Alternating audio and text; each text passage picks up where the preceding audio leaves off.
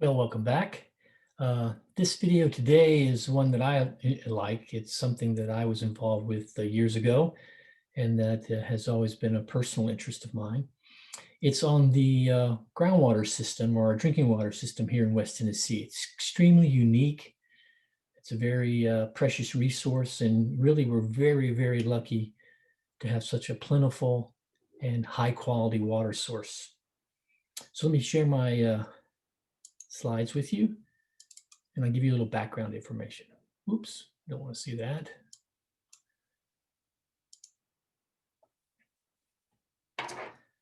All right. So we're going to be talking about the groundwater system here in West Tennessee. So we know that the Earth has almost 7 billion people, and that's a lot of demand on our resources. One of the biggest resources that is threatened is access to fresh water and drinking water.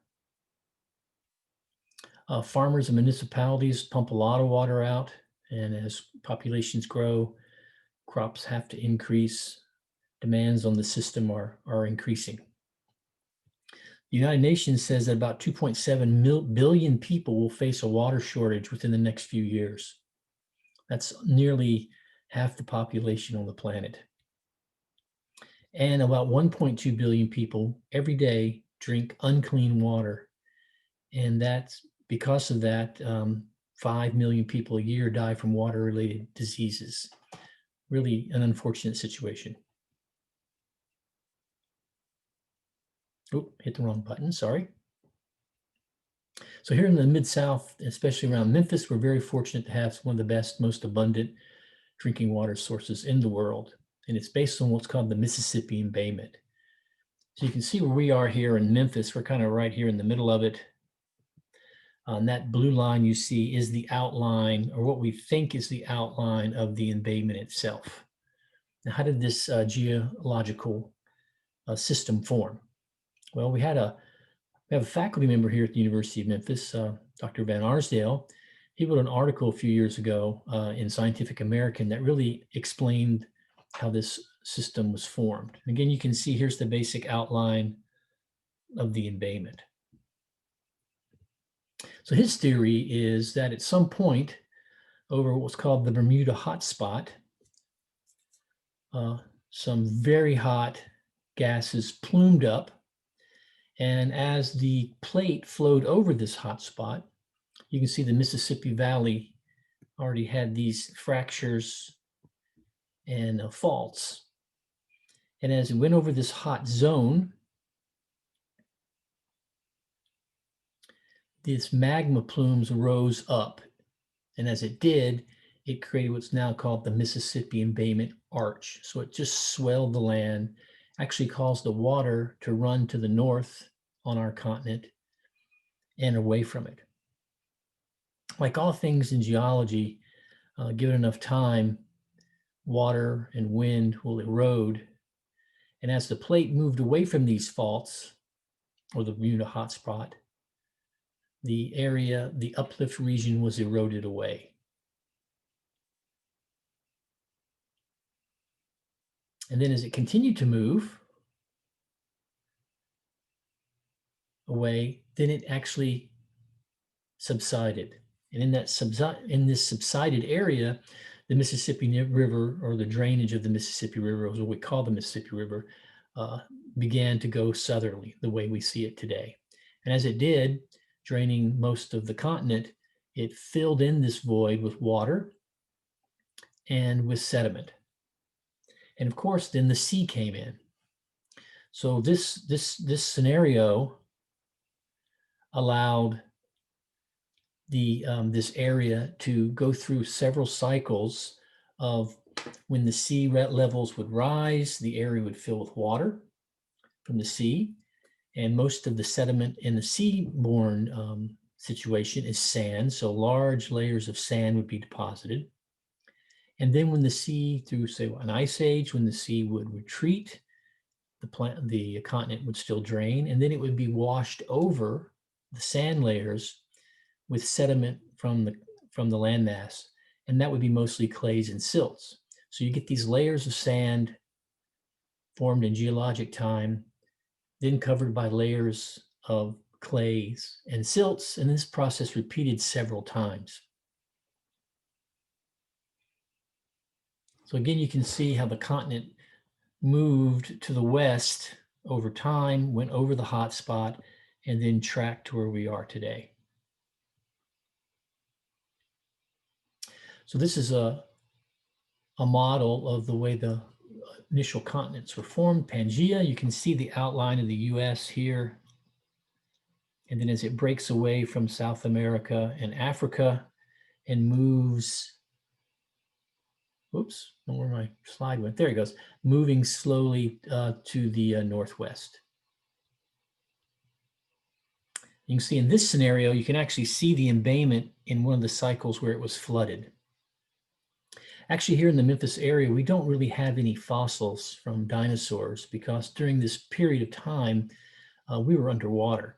We do have, in certain areas, an abundance of sea fossils, animals that lived on the sea floor or in the sea, and they can be found very easily, maybe 40, 50, 60 million years old. And this is another reason why a lot of the dinosaurs are found in the West. You can see this is the elevated area, and then they weren't in the sea. Okay, and there's just a little panoramic of that movement for you. So the Mississippi embayment, as you can see, is this shallow basin. It's kind of narrow and shallow in the north, and as it comes down, it gets wider and deeper.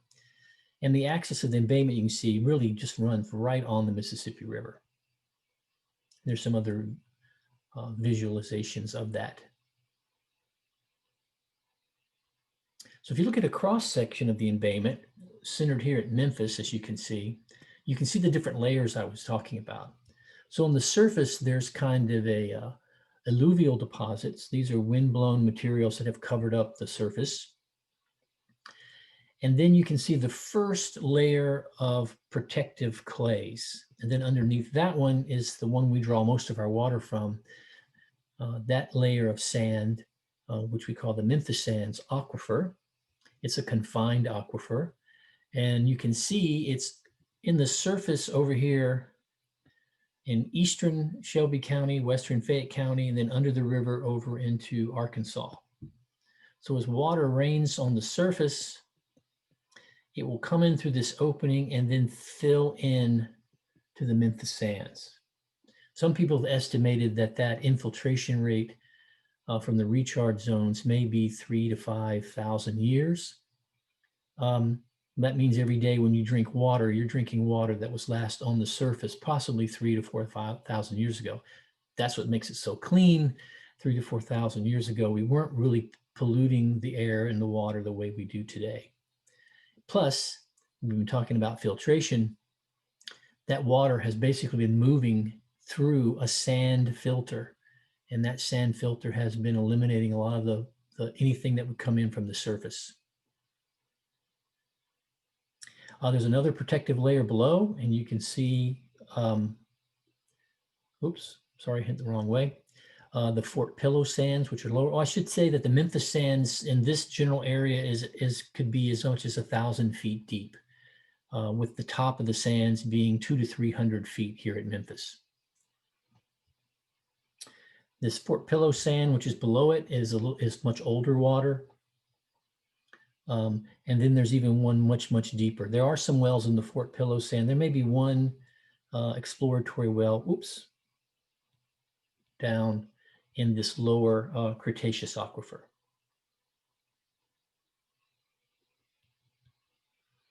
Okay, so the history of our water supply back when Shelby County was formed in about 1819 was we actually had naturally flowing springs. You may have heard about Raleigh Springs. There used to be springs there. There used to be a lot of springs. So this was actually the aquifer flowing because it was under such pressure from the surrounding recharge zones would flow to the surface. That's called an artesian aquifer. So we had these naturally forming springs where the Memphis Sands aquifer was actually leaking to the surface. Of course, as you put more and more demands on these springs, they can't provide the source. So after a few years, we had to, as the city grew, you can see in the 1840s, 1850s, we had to go away from spring water and water carts to using cisterns. And cisterns are really just a way of catching rainwater and storing it. Of course, these cisterns are usually open, and that attracts, as we know around here, and have been for hundreds of years, mosquitoes. So Memphis had its first big yellow fever outbreak in 1855, and this went on forever and ever. Finally, we had a series of them you can see in 1873, 1870, 1879. Some people have estimated that half the population of Memphis left, not necessarily perished because of the disease, but just left. Many of the big families, the rich families, moved to Atlanta, and Atlanta, which was a kind of a backwards town, became a big town. So we moved away from cisterns and started drinking from the Wolf River.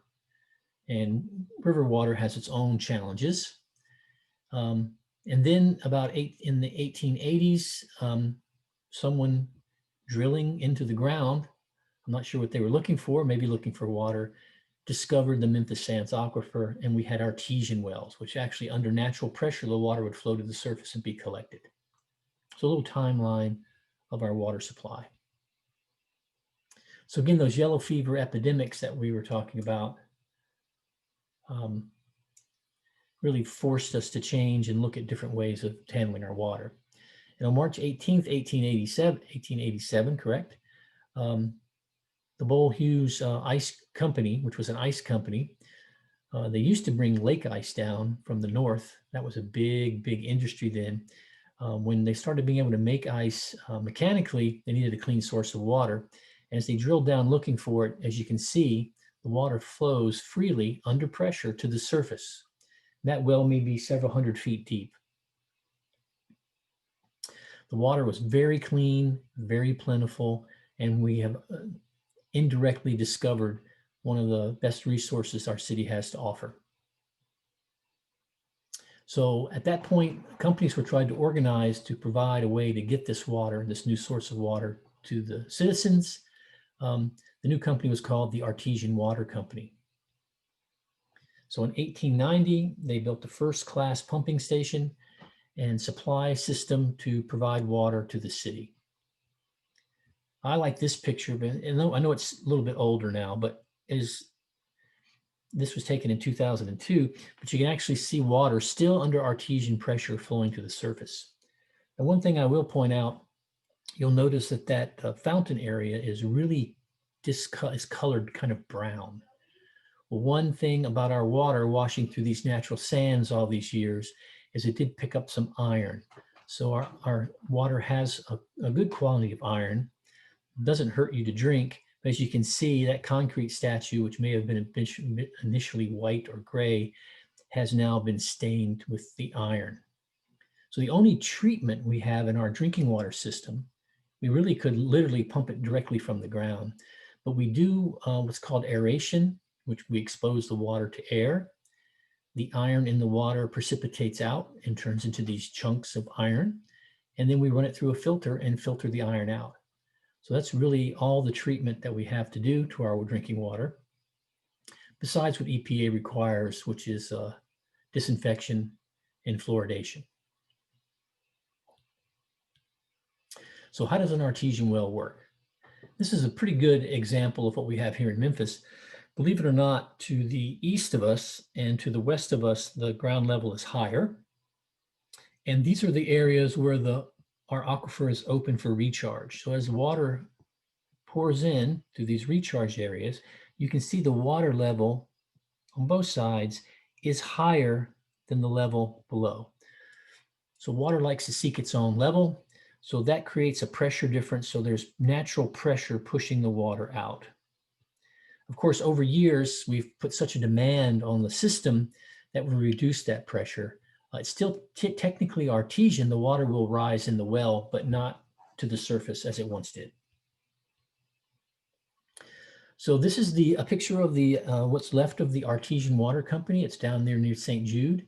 The building has been kept, and you can actually, if you ever drive by on, this is, I think it used to be called Auction think it's called something else now, Willis, heading towards up to North Parkway. You can actually see the sign here. It says the Memphis Artesian Water Company. It's now a service building, I believe, for St. Jude. So at that time, Memphis was a pretty filthy city. Most cities were. Poor source of water. People would dump their waste just about anywhere. And then, of course, a lot of people then would have to drink water from these infected or areas where there was a lot of dumping and waste. As I mentioned before, the yellow fever epidemics really caused the shift to form this water company. Just another picture. I found this as an old postcard of one of the pumping stations. Most of the pumping stations were coal-fired. So a lot of the pumping stations were built very near the rail lines where they could come up and provide coal. Most of the pumping stations had their own steam plants where they generate power to pump the water and push it out into a pipe system so for everyone to have consumers. A lot of these, just a side note, a lot of these pumping stations are still very large, but if you go into them, they're pretty much empty because we've converted obviously to electricity and we don't need to have our own steam powered plants. So this is how our water system works, this little schematic. Oops, there we go. So we'll start at the bottom. The water is pulled out of the well. So these wells are several hundred feet below ground. At the base of the well pipe, there's a screen that keeps the sand out. And then there's a submersible pump. There's a motor at the surface. The motor turns a shaft, pumps the water up the well. As you can see here, a typical well. Here's a screen down in the sands, brings the water up into the system. That's all you really see at the surface is you'll see a block and you'll see a motor. The shaft then runs down into the well to the pump in the screen. There's several of these along here in University of Memphis along Zach Curlin. They're hard to see, but if you go all the way down to Zach Curlin as it turns west onto Walker, back in that corner, you will actually be able to see one of the wells. And of course, if you look to the east on Zach Curlin down there, you'll see the aeration building and the back half of the pump station. So all those wells, 30 odd wells are feeding water to that pumping station. Next, it comes up into the aerators. Remember, we have that excess of iron. This is what an aeration looks like if you were to walk down there. And what this is up here at the top, the water is pumped up and then it trickles down through these trays. You can actually see some of the water streaming off these trays. And these trays are just filled with usually some kind of natural material like a coke, stone. And the idea is as the water hits it, it just splatters and splashes everywhere, gets as much oxygen as you can. You'll also notice that if you look here at the walkway, it's kind of stained brown too. So this whole building usually gets pretty orangey colored. And every so often they'll come in there with pressure washers and blast it down. These are some of the objects that used to be in there. They've replaced these plastic bits with natural bits, rocks. You can see how brown they were. When you originally went in, they were white. So again, the idea is just to create a lot of surface area and splash the water around, get as much oxygen into the water as possible. They stopped using this because the plastic was breaking down and ending up into the filter, and they were backwashing a lot of plastics. Okay, so next it goes into the filter building. So this is what a filter building looks like. If we were on campus this year, one of the things we do right at the end of the semester is we usually take a field trip over to the Sheehan plant.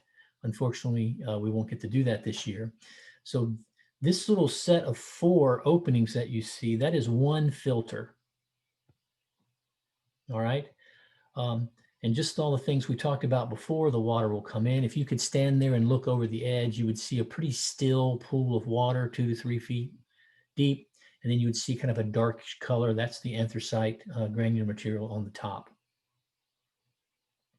Now that's what the filter looks like when it's being backwashed. These lines you see going across here, those are the backwash troughs. So now the water is flowing up to the surface. You can see the orange color. That's all the iron particles being washed out. They collect in these filter troughs and run down to this middle section and then kind of waterfall in or carried away. Now, when you walk into the building, when it's in its normal operation, you don't hear a thing. It's just quiet as a pin. Um, the water's being moved in under gravity. You don't hear, you can hear pumps. It's a steel pool. It's just like if you go to your pool in the backyard, it doesn't really make a lot of noise. But during backwash, it's pretty loud. The splashing of all that water down into this trough. Um, and so that's about the only time you can hear anything happening in the building. So then after filtration, it goes into the clear well. And then we add some disinfection. So we got basically just a strong bleach goes into the water to disinfect it, and then goes into a clear well for storage. This is a picture of the front of the Sheehan water plant. You can see it up here, the name of it built into stone. It's a pretty cool building. It's built in the 30s, very Art Deco style. All that stone's like hand carved, really a pretty building. You can see through the doors how big and spacious that area was. Again, as I mentioned, it was an active steam plant. Now it's pretty much empty. I've been told that at one point, 180 people were required to run this plant. And I believe through automation and sensors and computers, it may be down to 8. And I don't think anyone's actually there necessarily. Someone could come along and do a check, but the backwash and the operation is all centrally controlled. So I have about 180 wells drilled into the Memphis Sands aquifer. And again, it's a Sheehan pumping station, the one we've been talking about near the U of M. It's one of the oldest. It was, like I said, it was built in the 30s. So there's a pumping building. That's the one we're looking at here. There's an aeration building, which we saw before. And over here on the very far left there, that's the filter building.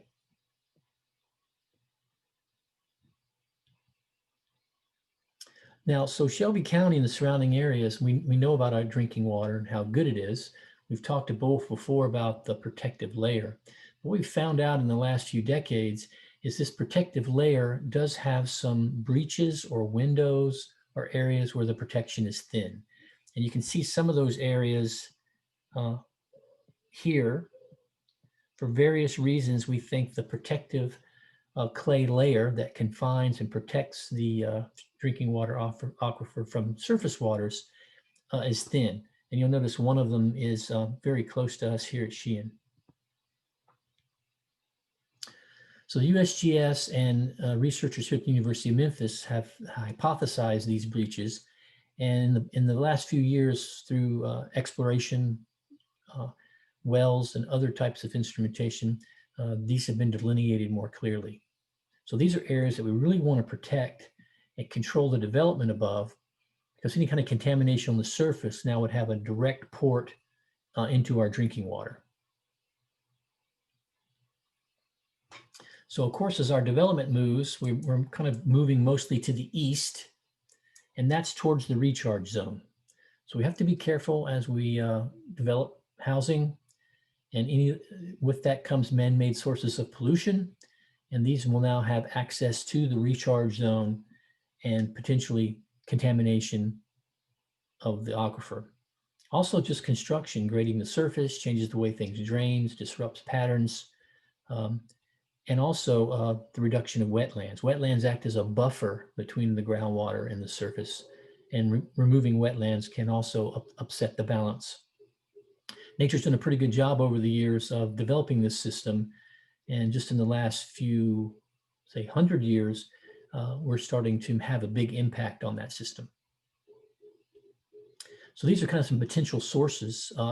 As the wells age, sometimes there's avenues for surface water to get down into our aquifer. Also, these areas I talked about, these thinning areas or breaches will also provide sources. And of course, also we have fault lines, since we have a seismically active area, and we can also get water going through these fault lines. So anything we do on the surface, polluting in the rivers, landfills, all of our surface activity now has a way to get into our drinking water. Now, besides that, there's what are called point and non-point solutions. That would be agriculture. runoff from agriculture rich in fertilizers. Septic systems, if you live out in the east away from the water side, you might have your own septic system. So you're actually putting waste into the surrounding upper surface. Livestock produce a tremendous amount of waste. And that can also, if not treated, make its way. And of course, you can just have waste outflows from any number of industrial or commercial systems. That all usually gets to the river.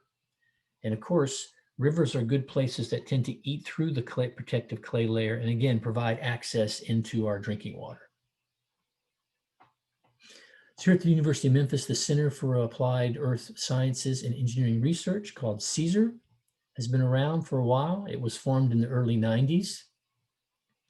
And its mission is to research and protect and improve our groundwater quality and quantity. Very active place. If you get a chance to go over there and work, I highly encourage you to do so. The mission is to provide water resources. They use a lot of GIS technology to help with that planning. They have educational outreach. They're doing a lot of monitoring and measuring. And of course, oops, I went too a little quick there. And of course, we do a lot of computer modeling of the aquifer to try to understand it and manage it better. So again, CESAR is committed to addressing all these issues to our system. And again, if you have any questions, I would encourage you to talk to Dr. Brian Waldron. He's the director of the center, and I can always give you his information. They have a lot of outreach to our department and to the community. Okay, so CESAR has a lot of facilities, again, modeling, experimental work, and a tremendous amount of field work. If you like being outdoors in the summertime, they usually hire a lot of students to help with their monitoring programs. Other resources you might be interested in, there's a list of different websites run by CESAR and by the state and by Memphis Gas and Water. All right, so I'll stop sharing my screen. That's a long one. None of this information will be on the exam or test. This is purely just FYI. I always thought it's nice to know, to be informed about one of your best resources. We all know that water is critical to our success and to our health and to our life. So keep that in mind. And speaking of life, be careful, be safe, and take care.